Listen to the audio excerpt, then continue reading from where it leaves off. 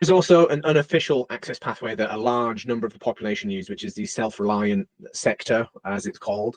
And this constitutes patients that are perhaps growing cannabis themselves, or they're relying on the black market or friends to source some of their cannabis products and THC materials, which are unprescribed and tested, but sourced locally for the most part with the confidence of patients.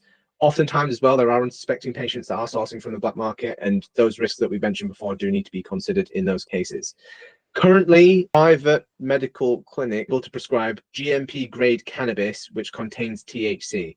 Now, the caveat to these private clinics is that patients must have one of a series of qualifying conditions that cannabis can be prescribed for.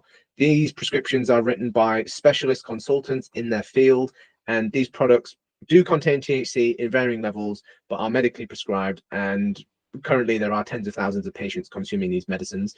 This isn't just limited to cannabis flower. There are also tinctures and other THC containing consumable products such as gels, gummies, and other consumable items too. Finally, we have the few limited licensed NHS medicines that are currently prescribed by the NHS and accessible for the public. These medicines are really used as the last line of defense for patients who have gone through the full sort of chemical cocktail of potential prescription treatments. And this is very much used as the last line of defense. And so these medicines are very specific use cases and are quite difficult for patients to access. Now, although they do contain CBD and THC, some of these licensed medicines, they are not suitable for all patients, and unfortunately not all patients derive benefit from those medicines. And so you do see a lot of patients and family members who see some of the more crudely produced cannabis products are actually more effective for them than some of these highly refined licensed medications.